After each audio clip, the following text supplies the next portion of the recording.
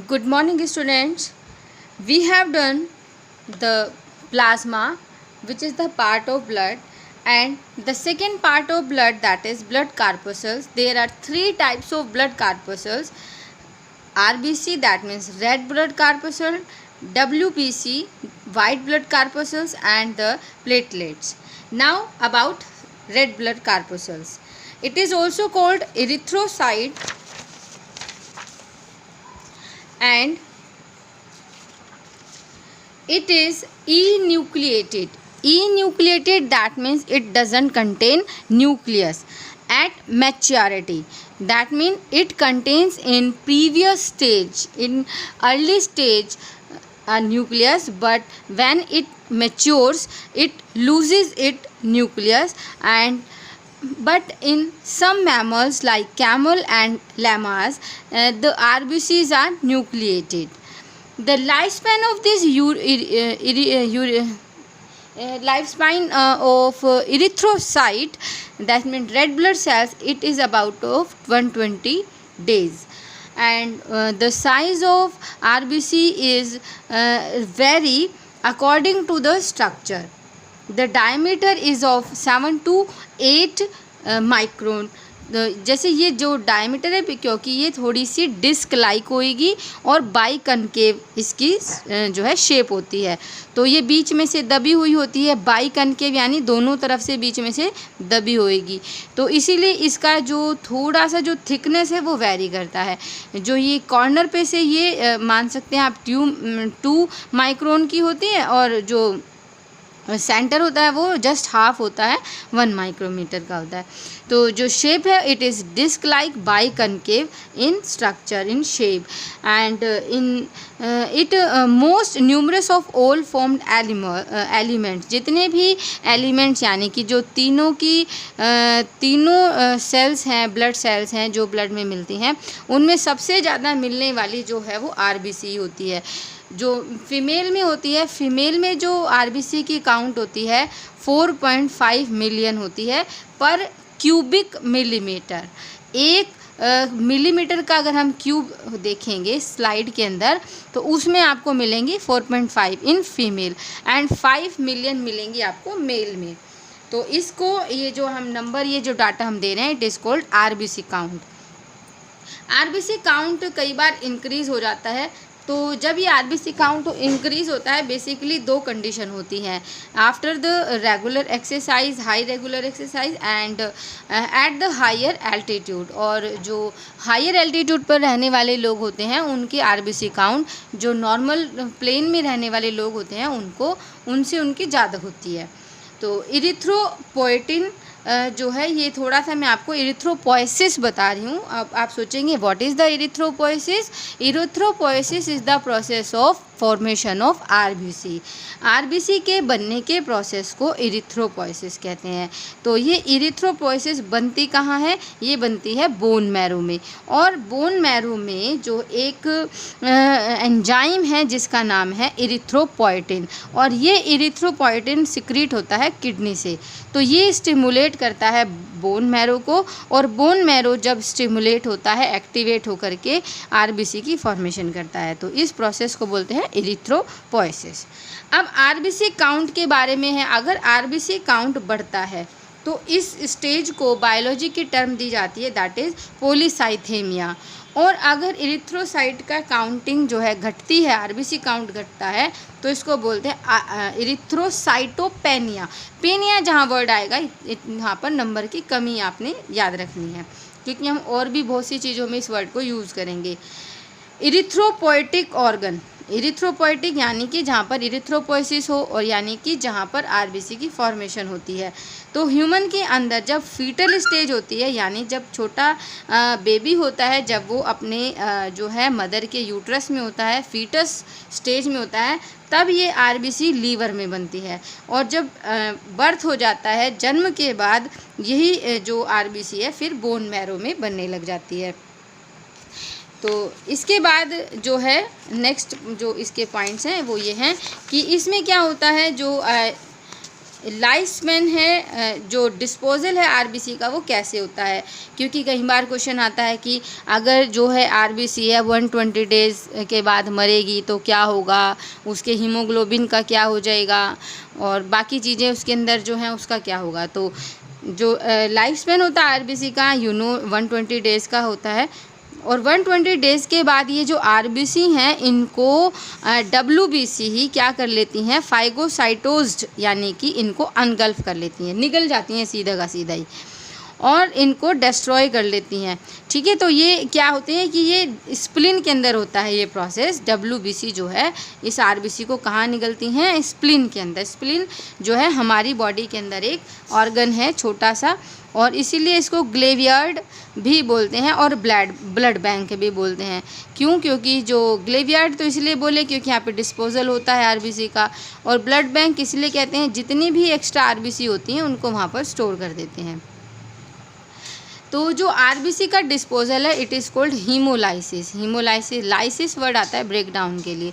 तो आरबीसी की जो सेल है वो जब टूटती है यानी जब उसका ब्रेक डाउन होता है तो उसमें क्या क्या कंडीशन होती हैं। जैसे जो ये आरबीसी में प्लाज्मा मेम्ब्रेन होती है जिसको डोनन मेम्ब्रेन बोलते हैं। जो डोनेंस मेम्ब्रेन होती है तो जैसे नॉर्मल प्लाज्मा मेम्ब्रेन होती है एज इट इज़ सेम ऐसी होती है, प्रोटीन और फॉस्फोलिपिड की बनी हुई, तो इसको तो एज इट इज़ ही यूज़ अप कर लिया जाता है।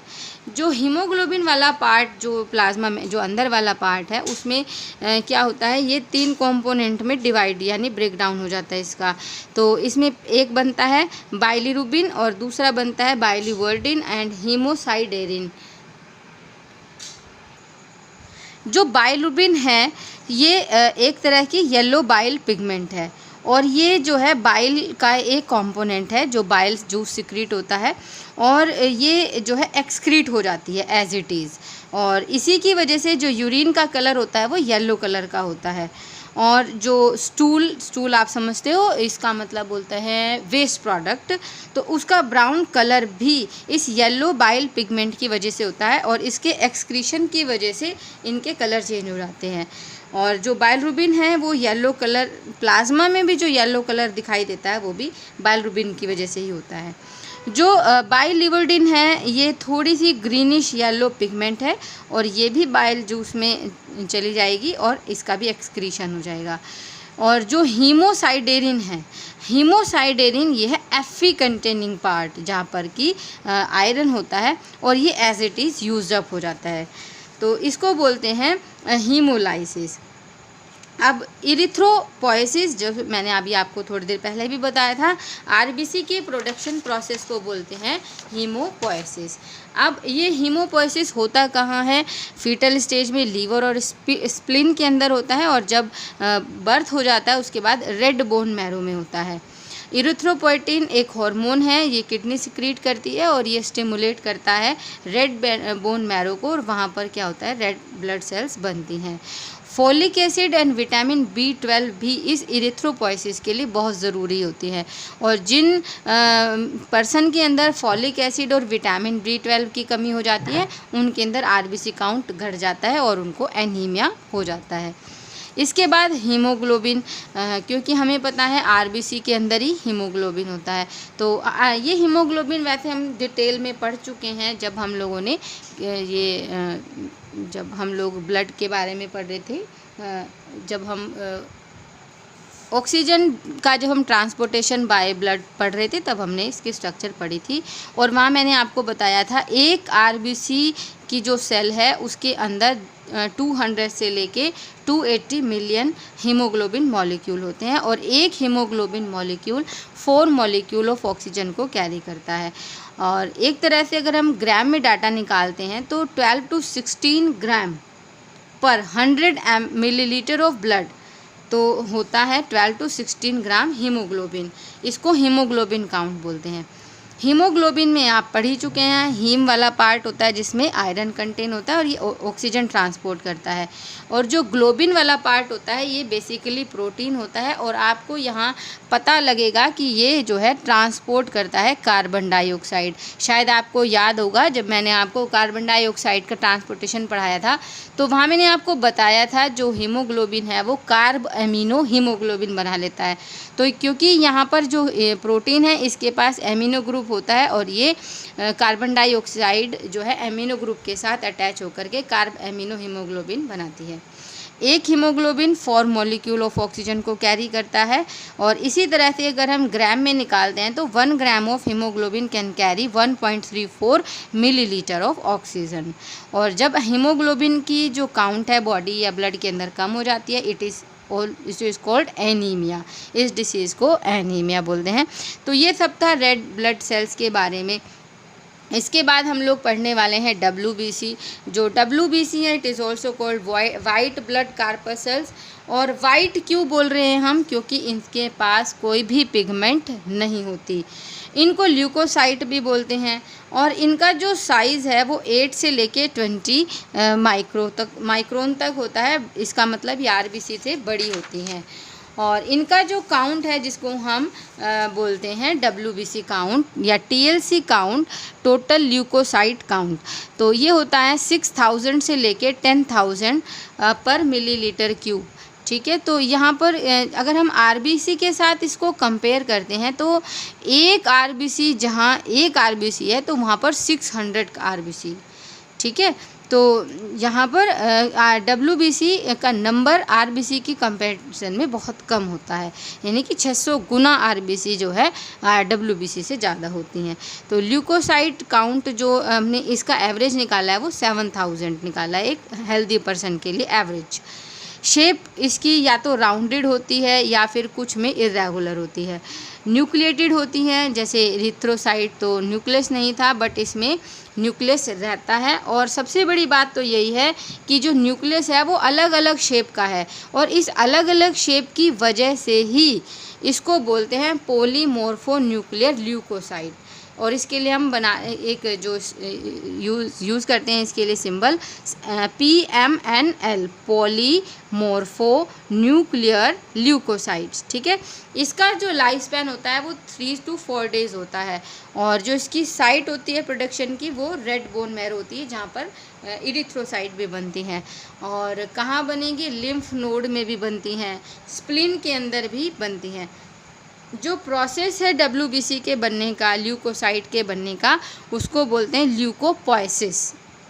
अगर TLC जो है यानी कि टोटल ल्यूकोसाइट काउंट जो है अगर बढ़ जाएगा बॉडी के अंदर, और ये कब बढ़ता है, ये बढ़ता है इन्फेक्शन के फॉर्म, जब इन्फेक्शन बॉडी के अंदर होता है।